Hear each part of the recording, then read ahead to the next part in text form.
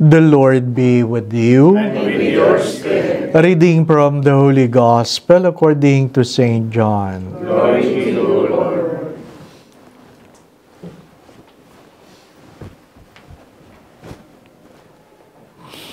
Jesus said to his disciples, Amen, I say to you, you will weep and mourn while the world rejoices. You will grieve, but your grief will become joy. When a woman is in labor, she is in anguish because her hour has arrived. But when she has given birth to a child, she no longer remembers the pain because of her joy that a child has been born into the world. So you also are now in anguish, but I will see you again, and your hearts will rejoice, and no one will take your joy away from you. On that day, you will not question me about anything. Amen, amen, I say to you, whatever you ask the Father in my name, He will give you.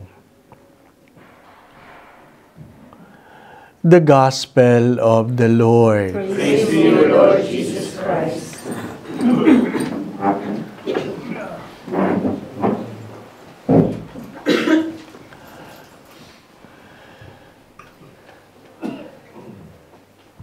When a woman is in labor, she is in anguish because her hour has arrived. But when she has given birth to a child, she no longer remembers the pain because of her joy. Honestly, men can talk about this, but only women can understand. Yung nanganak lang talaga nakakaintindi dito. Ano pa? Minsan, tinawag ko ako mag-anoint ng nanay na mga anak. Pinapasok ako doon sa labor. Delivery room. Ano po? That was the shock of my life. Nakita ko doon mga nakabuka ka lahat. Ano po? Oo, sabi ko, ano ba naman itong pinasok ko? Ano po? Ha? Anyway, nandun ka na. Ha? Tapos, inanoint mo. Tapos, sari-saring sigaw. Nadidinig mo, ano po? Meron dong isang babaeng sigaw na sigaw. Minumura yung asawa. Ano po?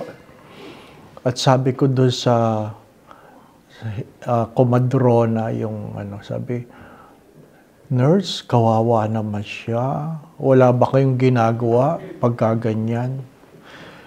Sabi ba naman nung head nurse, sabi niya, maniwala ka dyan, Father, pampito na yan. I guess hindi na ma-master yung pangangalak, no? Kaya yung mga lalaki, ang alam lang ay pagkwentuhan yon, pero yung tunay na ramdaman, hindi talaga. Hindi po ba? No? Tonight, I would like to share about the sharing of Nobo.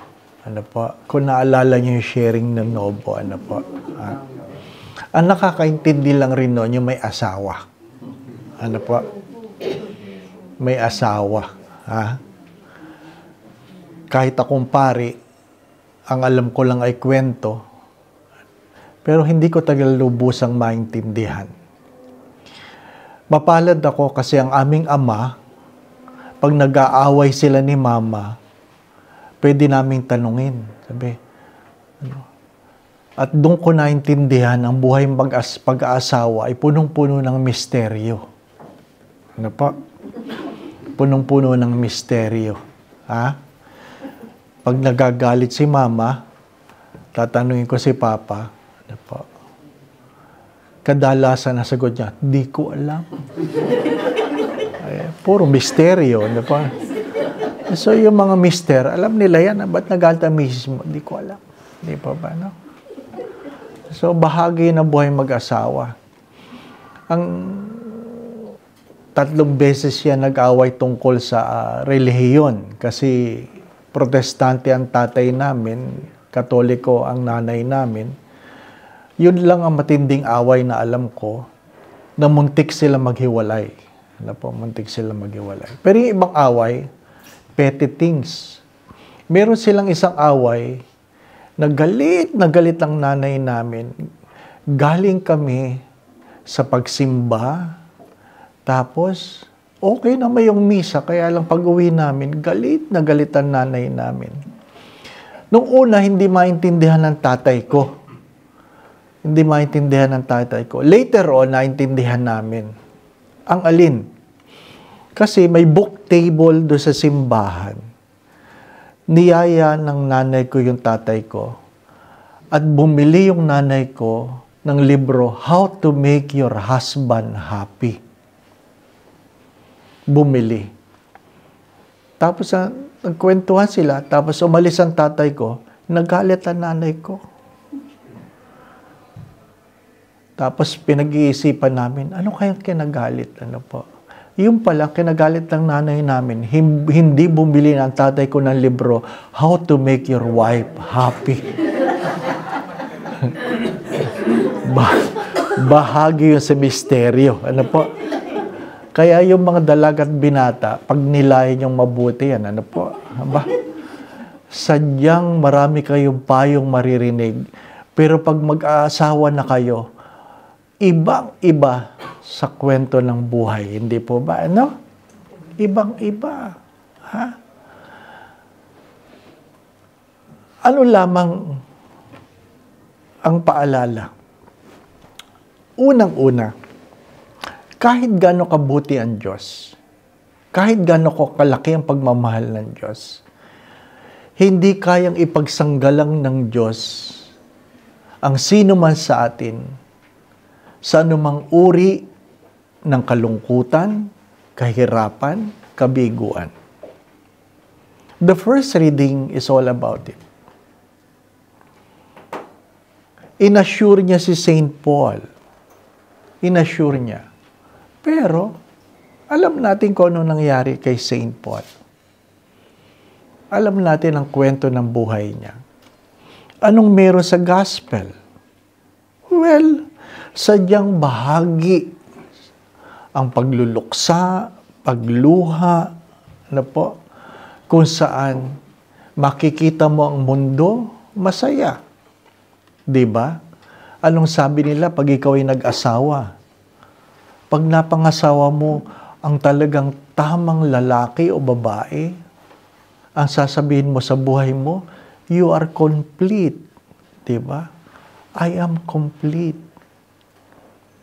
Pero pag nagkamali kang pinakasalan, ang tawag sa iyo ay finish. You are you are finished. Ano po? Tapos ka na. Wala na. Ha? Magkaiba yun, di po ba? Ngayon, alam niyo yung 5 languages of love, hindi po ba? At sana alam niyo. O kung hindi niyo alam, ha? Kasi, kailangan natin tanggapin na kahit gaano ka gusto ng Diyos na ikaw ay pasayahin, tanging ikaw lang talaga ang sasaya. Bakit? God will give us what we need, but not necessarily what we want. Tanggapin natin yun. What are the 5 languages of love? Siguro yung mga mag-asawa, kung hindi nyo alam, pag nilayan nyo ito ngayong gabi, huwag kayo matutulog. Ano po?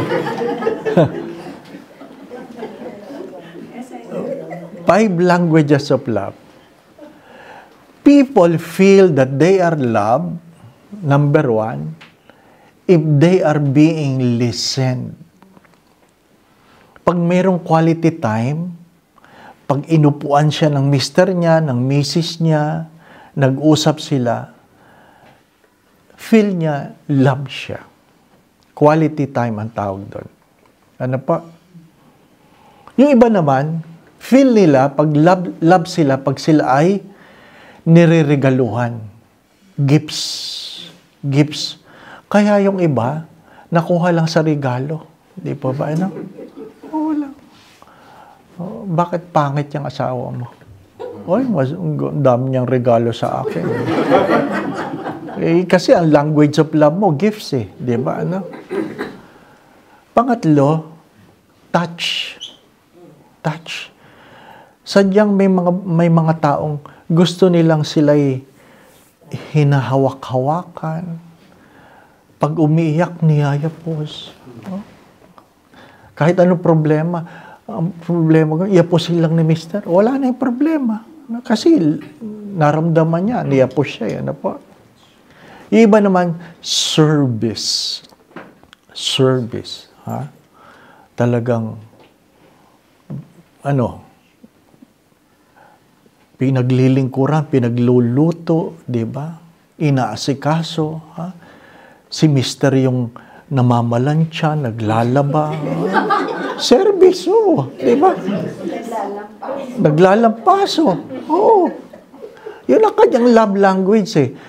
Feel niya, love na love siya pag nakikita niya yung kanyang asawa ang naglilingkod. Di ba, ano? Hari nawa, di po ba, ano? Yung fifth language of love is word of affirmation. Word of affirmation. Feel mo na love ka pag pinupuri ka, di ba? Di ba yung kahit anong lutuin mo, masarap, di ba yung sarap, di ba? Di ba yung kahit, di ba yung ay, ang sarap ng sinigang. Sabi niya sa misis niya, sabi niya, wag mo kainin yan, panis na yan. Ha?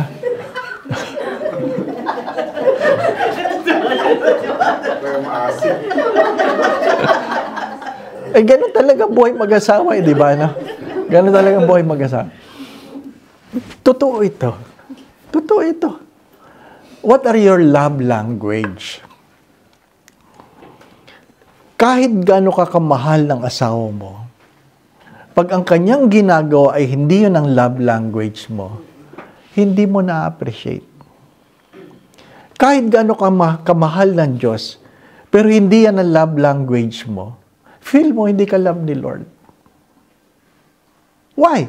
Because you want the world to live according to your world. Di ba, no? Isipin mo, ha? Yung talagang pagod na ang mister mo, kalilingkod sa iyo. Hindi ka pa rin masaya. Bakit? Kasi ang gusto mo lang regalo, di ba? No? Ano ngayon? Di ba? Darling, ako ang naglaba. Ano ngayon? Di ba? Ako nagluto. Ano ngayon? Di ba? Kasi gusto mo, di ba? Regalo, di ba? Di ba? Niregaluhan ka. Siyempre, ang pinakamalaking regalo, cash, di po ba, no? Cash. Diba? Bait talaga ng asawa ko. Napapanood niyo ba yon? Yung kanyang asawa, tulog ng tulog. Minumura niya, tulog ka ng tulog yan. Pinalo niya ng unan. Tapos, pagkuha niya ng kumot, ang daming pera. Sige, matulog ka na lang. Yun ang love language eh. Di ba? Nagbabago tayo. Hindi lang tayo particular. Ano pa? Ano pang ibig kong pagtuunan ng pansin sa gabing ito? May I ask husbands and wives to stand? Husbands and wives. Oh, tabihan mo ang mga asawa mo.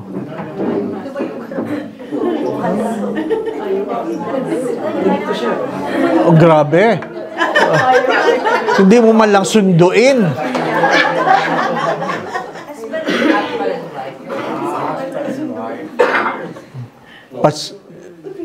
Tabihan mo ang mga asawa mo.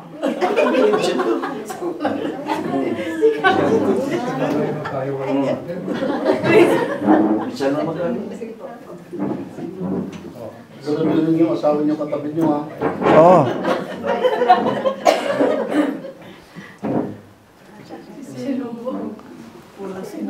Nasa Sinobo?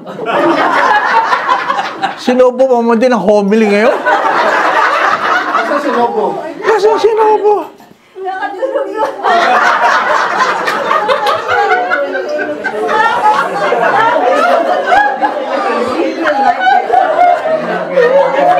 Nag-attendance check naman si Father. Bibigyan ko sana ng pagkakataon makabawi.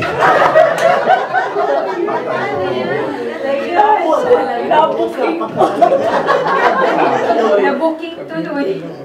May ask husband and wife to face each other.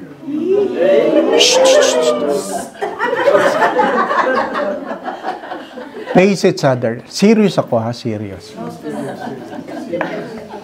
Father, don't say bad words. Nasa misa tayo.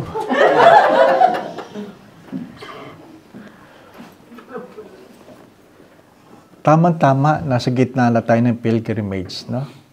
Yung mga kasama natin sa kabilang hotel, gawin nyo ito, ha? Now, pakihawakin ang kamay. Unang-una ramdam ninyo, hindi na yan yung kamay na hinawakan nyo noon, no? Oo. Matigas na. Oo. Hindi ko alam kung sino may kasalanan, di ba ba? Alam niya na pala. Oh. I want the husband to complete the sentence. Kalimutan niyo muna yung iba na pa. Husbands, kindly complete the sentence. Tell your wife, I thank you for. You complete the sentence. Huwag yung I thank you for all, ha? I thank you for specific. Tell your wife. Don't look at me. Or accepting. Grabe naman. Huwag naman.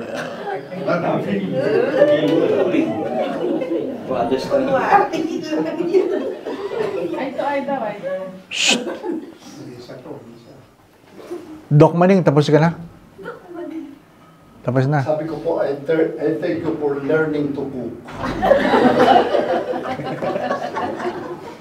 Alam mo na, love language yung Doc Maning. Pagkain. Oo. Kaya ganito na nalakad eh. Oo. Now, the wife tell the husband, I thank you for.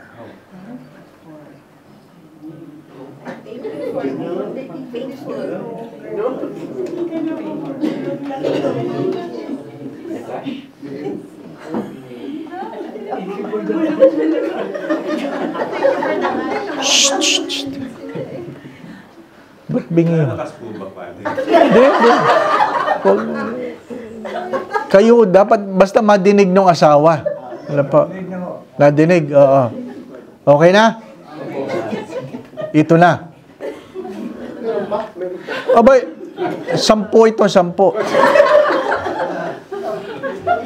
Second, husband, tell your wife the first thing that comes to your mind. Pwede nyo ibulong. Ano pa? Pwede ibulong. Oh. I'm sorry for.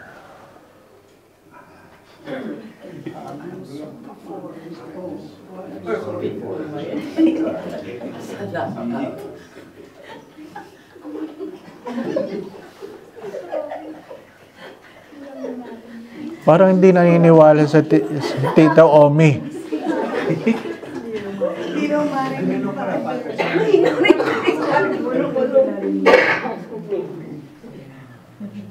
Huwag kayo mga ngatuwiran, ha? I'm sorry for. May naalala kayo? Na dinamdam ng inyong asawa?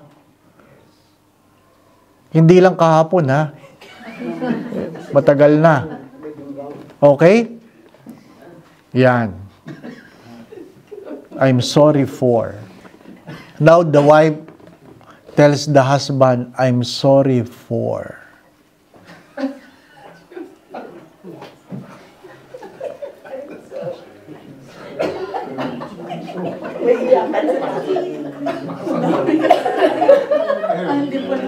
Oh, ano ba yan?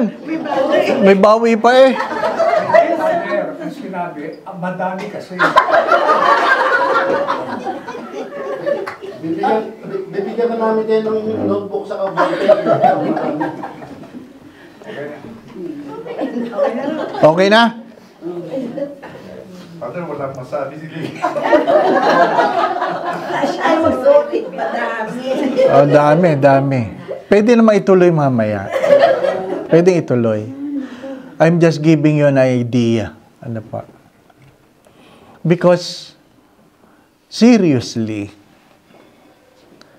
maraming sugat ang naiiwan kasi we take them for granted. We take them for granted. Ano pa? Pagkamisan, hindi naman kailangan mag-sorry, di ba? No? Naintindihan mo naman eh. Kaya lang, iba pa rin yung sinabi mong, I'm sorry. Di ba? Iba pa rin yung salamat. Ano pa?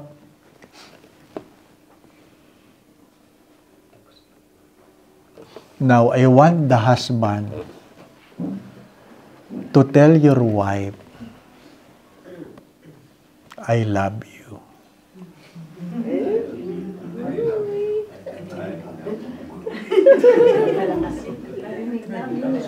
Okay na? Hindi pa tapos. Sagutin mo, wife, I'm sorry.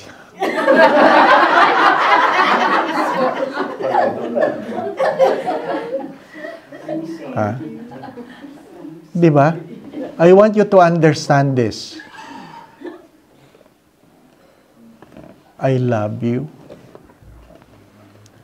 Sasagutin ka ng, I'm sorry. Why? Because wives are humble enough to say, I'm sorry. I was not able to recompense the love.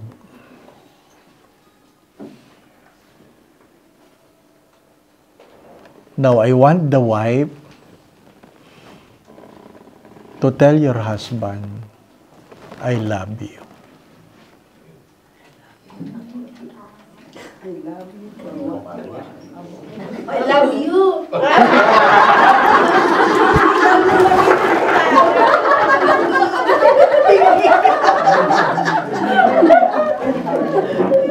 Mahirap yung bingi, tapos love language. Words of affirmation na. Nasabi na. Oh. I love you. Sagutin mo, I'm sorry. Ayan. Now, may I ask you to embrace each other.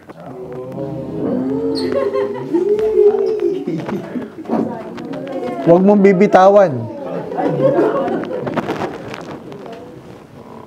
May I ask those who are seated to stretch forth your hands towards them.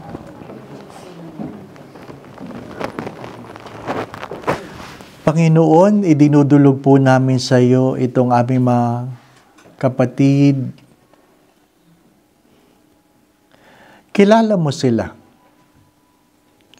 Nasaksihan mo ang kanilang mga tawanan, mga pagluha, kabiguan at tagumpay.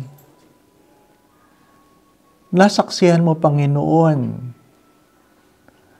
ang kanilang mga pangarap, hindi lang para sa kanilang mga sarili, kundi para sa kanilang mga anak. Walang nalilihim sa iyo, Panginoon, sa kanilang mga kahapon. Kung ano man po ang sugat, sakit, sama ng loob, dala ng pagkakamali o pagkukulang ng sino man, nawa po ay merong paghilom sa mga sugat na ito. Merong pagpapatawad, merong paghingi ng tawad, may pagtalikod sa pagkakamali, may pagbabagong buhay, may kababaang loob, may panibagong pagmamahal. Panginoon, hindi na namin mababago ang aming kahapon. Ngunit pwede kami magsimula muli. Panibaguhin mo po ang kanilang relasyon tungo sa buhay na ninanais mo para sa kanila at para sa kanilang mga mahal sa buhay. Nawa po'y patuloy mo silang ingatan, ilayo mo sila sa lahat ng uri ng kapahamakan. Patuloy mo silang pagkaluban ng kalakasan, kalusugan, at kung sino man sa kanilang may karamdaman, sa makapangyarihang pangalan ng iyong anak na si Jesus na taga Nazaret, pagkaluban mo na kagalingan.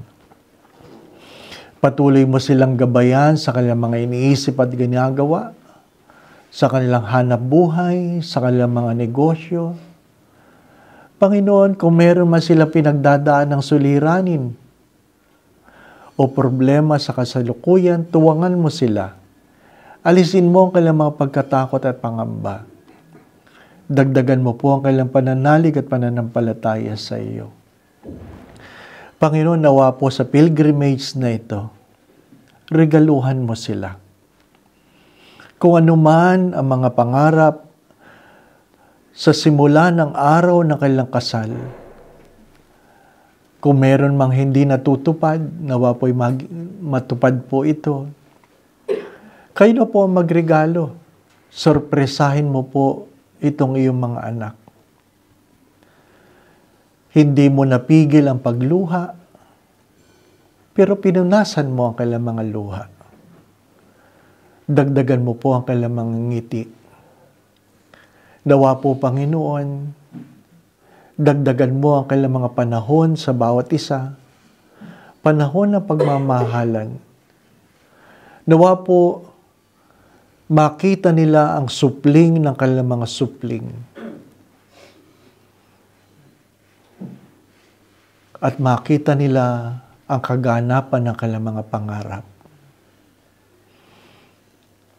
Panginoon, hindi mo sila pinagsanggalang sa hirap at pagluha.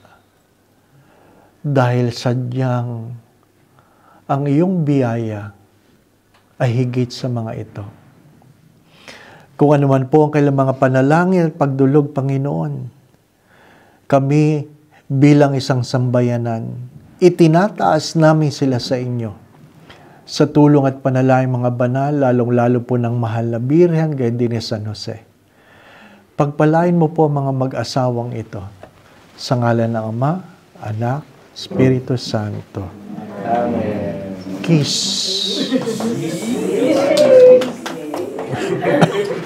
Ano ba yan? Palakpakan natin sila. I would encourage the husband and wife, if not tonight, in the coming days, you talk about your love language. Ano po? Baka kasi ang dami ng ginawa ng mister mo, hindi mo na-appreciate kasi hindi yun ang love language mo. Diba, ano? Binilan na niya lahat. Ay, hindi mo pala love language ang gifts, no? So, maraming ganon eh. Yung mga wala dito yung asawa, po, kasi hindi nyo siguro, baka love language, iba, di ba?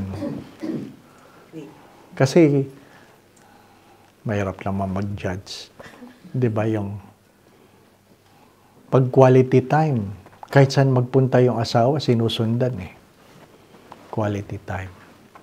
Pero pag halimbawa ang love language ay gifts, kahit saan magpunta yan, regaluhan ba lang, pwede na, no? O kaya kahit saan magpunta yan, tawagan mo lang, darling, miss you so much. Diba? Kahit katabi yung barkada, no?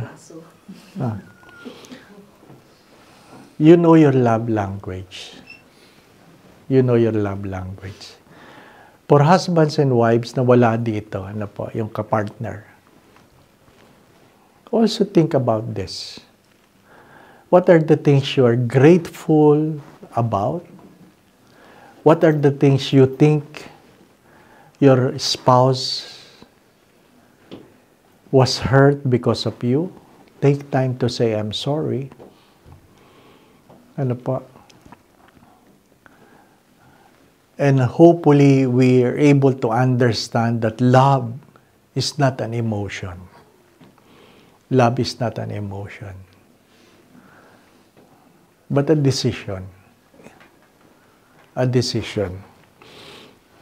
I just learned this, that people celebrating their wedding anniversary, golden wedding anniversary, not because the husband is sweet or the wife is sweet, not because they are rich, not because they have not committed mistake. Ang sekreto lang, mapagpatawad. Ano? At hindi ho ba nagkamali yan? Ako, Father, ang dami niyang mali. O, ba't buhay pa ka ngayon? Pinatawad ko. Yun lang talaga siguro ang sekreto, no? Pinatawad mo. Wala akong asawa eh. Hindi pa ba, no? So, hindi ko alam. So, yung mga dalaga at binata, if your parents are still alive, pray for them. Pray for them. Ano pa? Please pray for your parents. Ano pa? Pray for your parents. Ang love language ng nanay pala namin, regalo. Oh, regalo.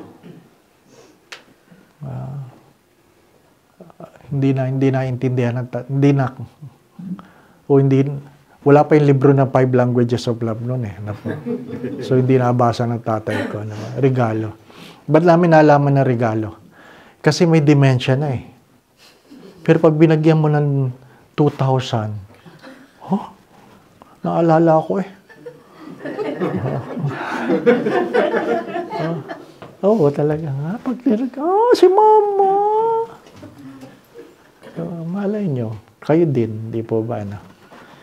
Well, accept the humanity. Accept the humanity. And be open to the surprises of Jesus.